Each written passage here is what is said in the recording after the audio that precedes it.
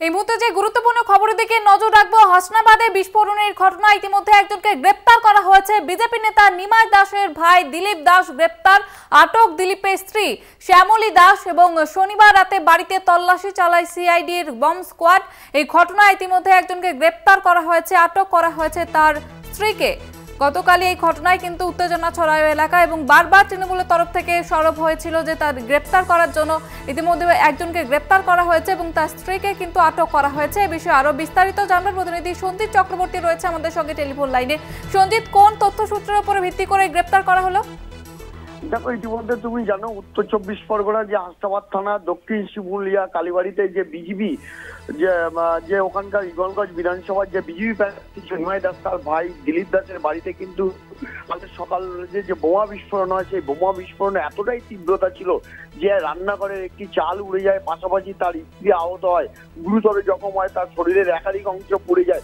পুড়ে গেলে তাকে হাসপাতালে ভর্তি করলে তারপরে আবার প্রাথমিকভাবে সুস্থ হয়ে তাকে আবার থানায় নিয়ে যাওয়া হয়। ইতিমধ্যে তার কাছে কিন্তু যে তারপরে দিলীপ দাসকে আটক করে লাগাতার তাকে জেরা করে, রাত 2টো পর্যন্ত জেরা করার পরে শ্যামলী দাস ও দিলীপ দাসকে জেরা করার পর ইতিমধ্যে সেই জেরায় বিশেষ অসঙ্গতি পাওয়া যায়। অর্থাৎ একাধিক এই বোমা বিস্ফোরণের ঘটনায় একাধিক অসঙ্গতি পাওয়া যায়। তার তিনি নির্দিষ্টভাবে কারণ দেখাতে পারেনি, যার কারণে এই বোমা বিস্ফোরণের ঘটনা, বোমা মজুত করে রাখার ঘটনা, কি ধরনের বিস্ফোরক ছিল এই পরিপ্রেক্ষিতে কিন্তু ইতিমধ্যে যেমন তার বাড়িতে বোমা সিআইডির বোম স্কোয়াডে এবং ফরেন্সিক বিশেষজ্ঞরা গিয়ে নমুনা সংগ্রহ করার পরেই এই জেলার মুখে কিন্তু দিলীপ দাসকে কিন্তু অসঙ্গতি পাওয়ায় তাকে গ্রেপ্তার করা হয় এবং তাকে আজ বসিরহাট মহকুমা আদালতে তোলা হবে।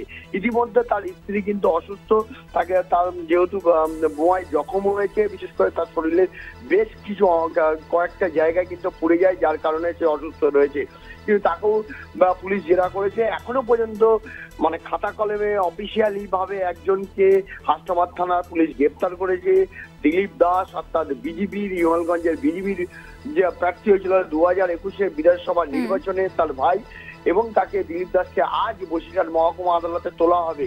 ইতিমধ্যে এই নিয়ে কিন্তু এই এলাকায় যথেষ্ট উত্তেজনা তৈরি হয়েছে। তুমি জানো এই ঘটনার জেরে এলাকায় দফায় দফায় বিক্ষোভ দেখাতে শুরু করে, বিজেপির নেতা কর্মী সমর্থকরা বিশেষ করে ঘটনাস্থলে যায়। সব মিলিয়ে এই ঘটনায় বোমা বিস্ফোরণে কিন্তু নয়া মাত্রা পেল। ইতিমধ্যে বিজেপি নেতার ভাই গ্রেপ্তার হলো এবং এই এলাকায় যাতে নতুন করে বিশৃঙ্খলা, নতুন করে অশান্তি না হয় তার সব রকম প্রোটেকশন নিয়ে যাওয়া, অর্থাৎ জেলা প্রশাসন কোনো রকম ভাবে অপ্রীতিকর ঘটনা যাতে না হয়। নির্বাচন তুমি জানো সামনে এখনো 5 দফা নির্বাচন বাকি রয়েছে, তার মধ্যেই শেষ দফা অর্থাৎ 7ম দফা নির্বাচন রয়েছে বসিরহাটে লোকসভা কেন্দ্রে। তার মধ্যে এই বোমা বিস্ফোরণ ঘুরে কিন্তু রীতিমতো কিন্তু আতঙ্কের পরিবেশ তৈরি হয়েছে এবং শাসক বিরোধী কিন্তু একে অপরের চাপানুতো শুরু করেছে। একেবারে ধন্যবাদ জানাবো সঞ্জিত। প্রতিনিধি সঞ্জিত চক্রবর্তী ছিলেন আমাদের সঙ্গে টেলিফোন লাইনে। যেমনটা আপনাদের জানাচ্ছিলাম, হাসনাবাদে যে বোমা বিস্ফোরণের ঘটনা, সেই ঘটনায় একজনকে গ্রেপ্তার করা হয়েছে। বিজেপি নেতা নিমাই দাসের ভাই দিলীপ দাস, তাকে গ্রেপ্তার করা হয়েছে। এই ঘটনায় আটক দিলীপের স্ত্রী শ্যামলী দাস। শনিবার রাতে বাড়িতে তল্লাশি চালায় সিবিআই এর বম স্কোয়াড।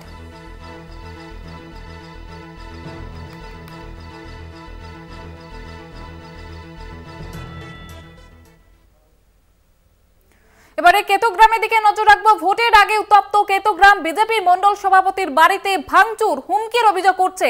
হামলার অভিযোগ তৃণমূলের বিরুদ্ধে। থানায় নালিশ জানান বোলপুরের বিজেপি প্রার্থী পিয়া সাহা এবং অভিযোগ অস্বীকার করেছে তৃণমূল। আপনাদের যেমনটা জানাচ্ছিলাম, 4র্থ দফায় ভোট রয়েছে কেতুগ্রামে। বোলপুর লোকসভা কেন্দ্রের অধীনে পড়ে এই কেতুগ্রাম এবং সেখানে উত্তেজনা ছড়ায়। বিজেপির মন্ডল সভাপতির বাড়িতে ভাঙচুর এবং তাকে হুমকি দেওয়ার অভিযোগ করছে তৃণমূলের বিরুদ্ধে, যদিও তৃণমূলের তরফ থেকে এই অভিযোগ অস্বীকার করা হয়েছে।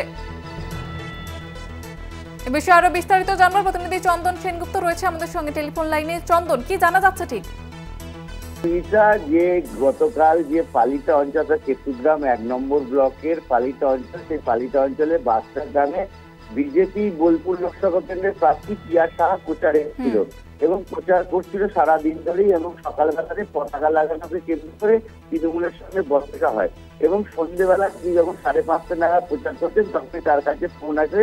তার সঙ্গে থাকা ওই এলাকার বিজেপির মন্ডল সভাপতির বাড়িতে কিছু দুষ্কৃতী ভাঙচুর চালায় এবং সঙ্গে সঙ্গে ঘটনাস্থলে যান এবং গিয়ে দেখেন যে তার বাড়িতে ভাঙচুর চালানো হয়েছে এবং বেশ কিছু যেটা অভিযোগ করছে নগদ টাকা, সোনার দুল এবং একটি মোবাইল ফোন নিয়ে তারা চম্পট দিয়েছে। এবং যেটা অভিযোগ মন্ডল সভাপতি এবং বোলপুর লোকসভা কেন্দ্রের বিজেপি প্রার্থী যে তৃণমূল দুষ্কৃতীরা এই ঘটনা ঘটিয়েছে। এরপরে কিন্তু গতকাল রাত্রি 10:30 নাগাদ কেতুগ্রাম থানায় অভিযোগ দায়ের করে 6 জনের বিরুদ্ধে এবং তারপরে কিন্তু গ্রামে পুলিশি টহল চলছে। এখনো পর্যন্ত এই ঘটনায় কাউকে গ্রেপ্তার বা আটক করা হয়নি, তবে একটা এলাকায় আতঙ্কের ছায়া রয়েছে। জয়িতা, ধন্যবাদ জানাবো চন্দন।